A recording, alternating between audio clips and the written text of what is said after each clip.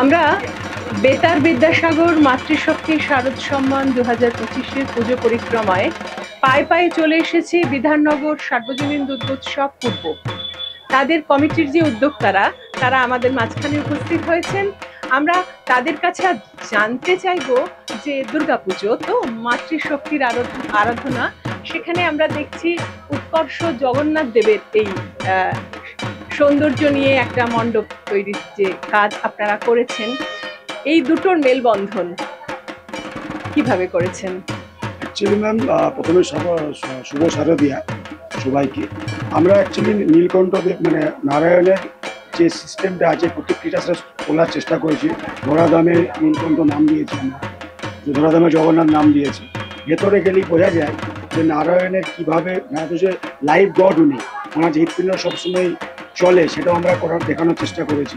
ওই জিনিসটা এবার ফুটিয়ে তোলার চেষ্টা করছি মাত্র। দাদা কিছু?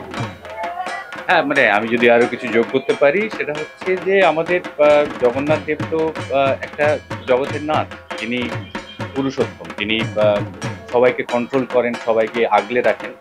আর আমাদের দুর্গা হচ্ছে ঘরের মেয়ে, ওই পিতার মতো জগন্নাথ তাকে আগলে রেখে আমাদের কাছে তুলে ধরেছেন। আর আমরা সবসময় আমাদের প্যান্ডেল হোক বা আমাদের সমাজে যেটা আমরা মেসেজ দিতে চাই সেটা হচ্ছে যে জগন্নাথের রথের যখন যাত্রা হয় তখন কিন্তু জাতি ধর্ম নির্বিশেষে সবাই কিন্তু আসে। এবং আমাদের দুর্গাপুজোও কিন্তু একই বিষয়, যেখানে কোনো জাতির বিভেদ থাকে না, ধর্মের কোনো বিভেদ থাকে না। তো প্যান্ডেলে যারা আসবেন, আমাদের প্যান্ডেলে যারা আসবেন, সেই বিভেদ যাতে ভুলে যায়, যাতে ওই মিলন একটা দেখে, একটা জগতের নাথ এবং ঘরের একটা মেয়ের একটা মিলন ক্ষেত্র, সেখানে সবাই একসাথে হলাম। ওই আমাদের একটা ছোট্ট কথা আছে না যে লোকাল রুটসকে আমরা কিভাবে ইউনিভার্সাল করতে পারি। তো লোকাল রুটস যদি দুর্গাপুজো হয়ে থাকে, তো একটা ইউনিভার্সাল যে একটা স্পিরিচুয়াল বিং জগন্নাথ একসাথে আমাদের প্যান্ডেলে মিশে গেছে হয়তো। ধন্যবাদ। আমরা ওনাদের কাছ থেকে এইটুকু বার্তা পেলাম যে ধর্ম যার যার, উৎসব সবার। সেই উৎসবের আঙিনায় দলমত নির্বিশেষে সবাই আমরা সব ধর্মের আঙিনা পেরিয়ে আমরা আজকে এখানে এসে এই পুজো প্রাঙ্গণে উপস্থিত হয়েছি। আমাদের মধ্যে বিশ্বভারতী বিদ্যাসাগর বিশ্ববিদ্যালয়ের সম্মাননীয় উপাচার্য মহাশয় প্রফেসর দীপক কুমার কর আমাদের মাঝখানে উপস্থিত হয়েছেন। আমাদের পরম সৌভাগ্য যে আমরা তার সান্নিধ্য পেয়েছি। তো আমরা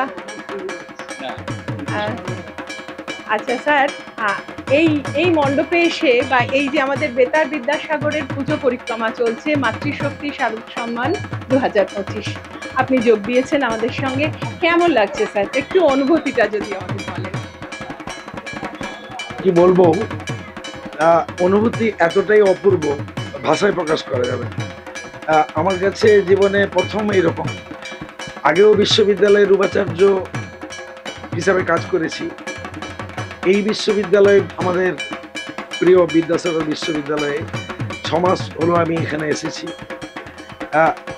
এই সুযোগটা যে আসবে সেটা সত্যিকারে কখনো জীবনে ভাবিনি, যে বিশ্ববিদ্যালয়ে উপাচার্য হিসেবে কাজ করতে এসে সামগ্রিকভাবে সমাজের সঙ্গে মিশে যেতে পারবো, এটা আমাদের বিদ্যাসাগর বিশ্ববিদ্যালয় একমাত্র পারে মনে হয়।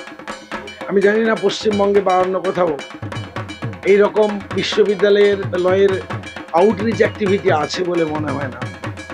কিন্তু এটা অদ্বিতীয়, অভূতপূর্ব এবং খুবই তৃপ্তি।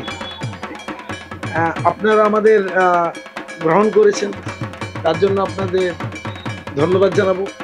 আর আপনারা এরকম আমাদের বাঙালি সমাজের মধ্যে যে সর্বশ্রেষ্ঠ অনুষ্ঠান উৎসব দুর্গোৎসব, তাতে আপনারাও সামিল হয়েছেন, আর আমরাও আপনাদের সঙ্গে যোগ দিয়েছি। এটা একটা অপূর্ব সন্ধিক্ষণই বলা যায়। আপনাদের অনেক অনেক অভিনন্দন। আমরা আপনাকে অনুরোধ করছি বেতার বিদ্যাসাগরের এই পুজো পরিক্রমা মাতৃশক্তি শারদ সম্মান 2025-এর যে স্মারক আমরা বেতার বিদ্যাসাগর পরিবারের পক্ষ থেকে আপনি তুলে দেবেন পুজোর উদ্যোক্তাদের হাতে।